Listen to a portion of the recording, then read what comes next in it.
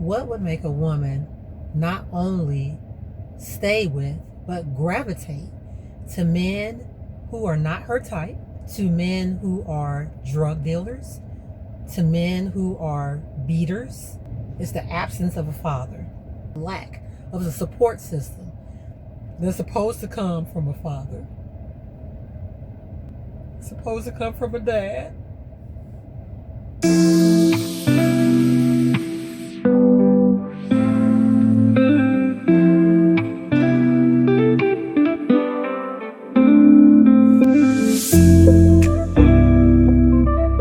I had a dad. He was present, but he wasn't present. My dad had issues, and honestly, I can't tell you what they were, because we were a family that didn't really talk. And so you can't get to the bottom of situations if there's no conversation. There was none. As I grew up, I just noticed that my dad was not really a good person. And this is actually a little disturbing to even talk about, because on this channel, as I said, I'm going to be revealing a whole lot of stuff. And I'm sure there are going to be people that are not going to like or appreciate stuff I'm going to say, but this is my channel. So, my dad was abusive, verbally, mentally, emotionally, and eventually it became predatory. My mom said that when I was a kid, my dad and I had a really good relationship. She said that he would be coming back from work and I would be excited and I'd be waiting at the door, waiting on him. And then as soon as he got in eye range, then I would mysteriously take my toys and hit my brothers with them and then run to the door so that way my dad could get me. So I guess when I was younger, my dad was a saving grace. I don't have any recollection of that memory. This is just something my mom told me. Everything that I remember is bad when it comes to my dad.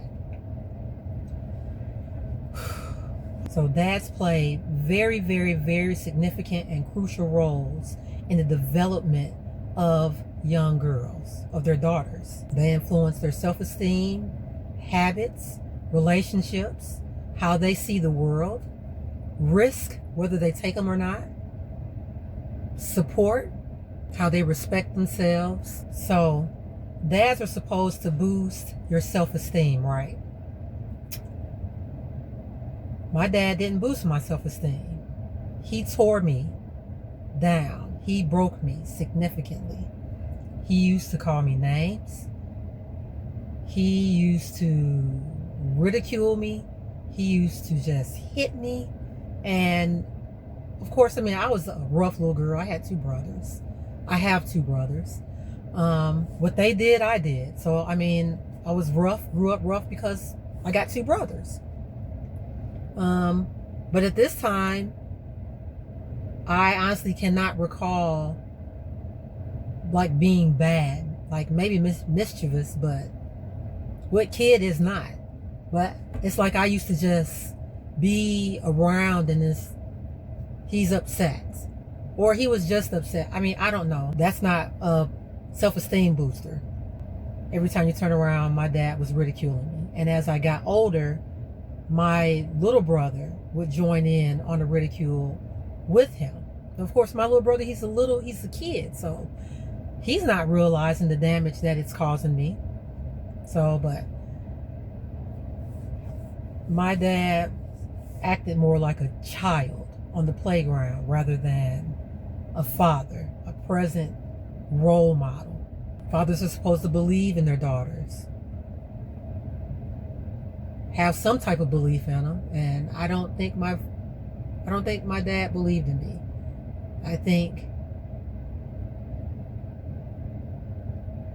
Honestly, I think the worst. I don't know. how to say he felt about me. Daughters are supposed to have these great relationships with their dads. And I can't say I had that. I didn't have a great relationship with my mom nor my dad though, but I know I watch the movies and see father-daughter time, and like, I never had that. I never got the chance to have that. Because my father was mean, and he was dealing with whatever his problems were, and they spilled off onto us kids, and it seems like I got the brunt of it. And so, I don't know what it's like to have a loving father-daughter relationship. I would love to, but I don't know what it is like, and nor will I ever know, because my father died several years ago. My dad never made me feel secure. He never showed me what it was like to take risk. So I don't know. I can't say. I feel wrong for putting words in his mouth or feelings that he might have had, but at the same time, I was a child. I don't know. But I do know that things were not right. And even as a child, I knew that they were not right. And as I got older, I knew that they were not right.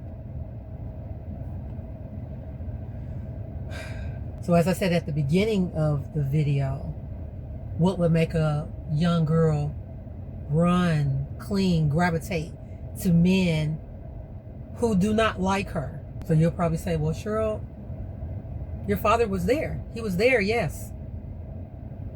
But he was just taking up space. He didn't teach me anything. I wasn't edified in any way. I wasn't taught anything. I was taught how to be scared. I was taught how to lack communication, self-discipline, love, affection, support. That's what I was taught. And I grew up holding those same characteristics. Even now, I question everything I do. Even though I'm better off, but I still question everything that I do. Should you question things? No. But some things you should. But a lot of mine was a lack of the support system that's supposed to come from a father. It's supposed to come from a dad.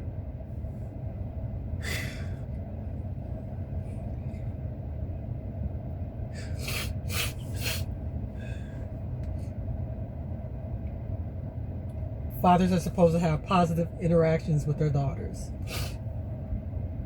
My interaction with my dad was always oink sounds or fat pig and things like that. Why would a dad do that to his daughter? I really wish that I could remember where the disconnect was, because I mean, why would my mom tell me that we had this great relationship and that, but all I can remember is the bad? I don't know. I feel so bad for crying.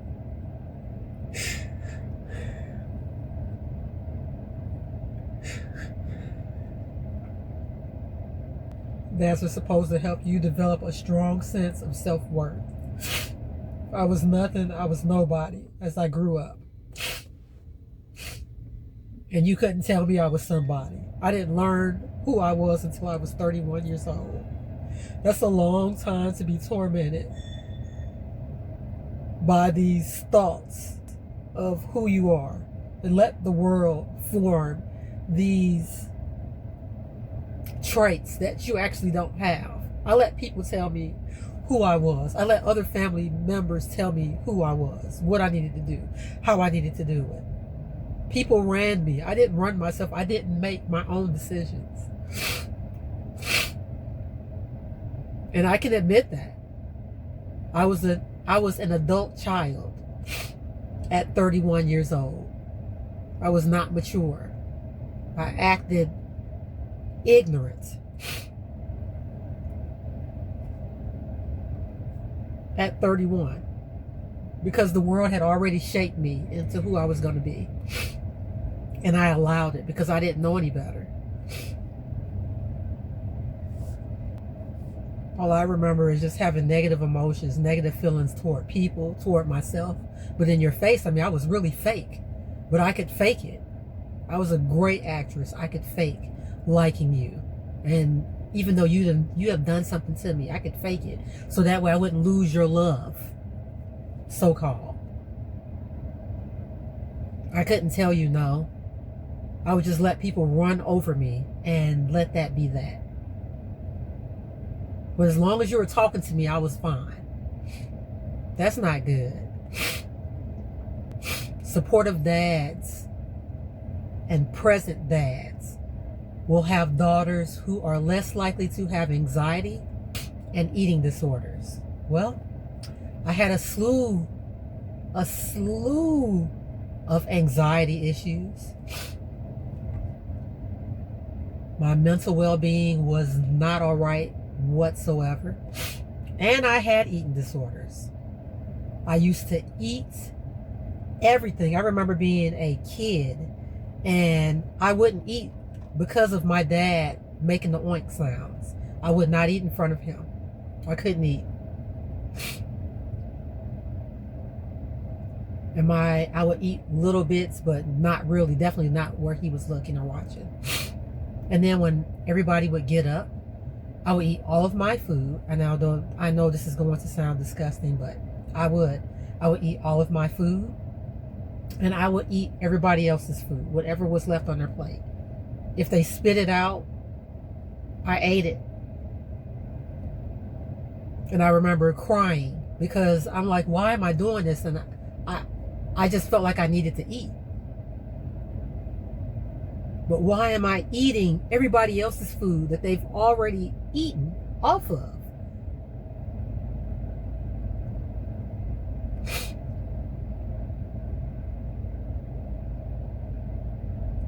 And as I got older, I would eat a whole lot of food and then throw it up. So I dealt with bulimia too. And I remember not making much money. It was just me, of course. But what money I did have, I would buy a lot of food and have a lot of moments where I'm eating a lot of food and then throwing up all of that food. So my eating disorder started young. Supportive dads are also supposed to mimic healthy relationships. My dad did not show support to my mom. My dad was a beater with my mom. He was definitely mentally, emotionally, and verbally abusive. And that spewed off onto us kids. He would argue at my mom. He would do a lot of disrespectful things to my mom. And then as of course we're kids, we had to just take it and watch it. Watch her cry, watch her upset. We eventually found out later that he was cheating on her. So we had to watch my mom endure that. Basically, we helped bust out my dad, my brothers and I. But we found condoms in the car. That we didn't know that they were condoms. We were just trying to blow them up. I remember blowing mine up and then showing my mom, and she's yelling at us to throw this stuff away. And I just remember my mom crying. And I'm like, why in the world is she crying? They're just balloons. No, balloons have never come wrapped up in protective seal with some type of substance on it. But I had it in my mouth. I can't speak for my brothers. I can't remember what they did. I do know we were playing with it. I don't know if they remember. This is my remembrance though. So, but I remember my mom crying. So eventually, I think she just got tired and she waited till we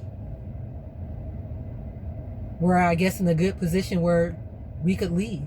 My mom had my older sister help my dad to not be present in the environment so we could pack up and leave without him even knowing.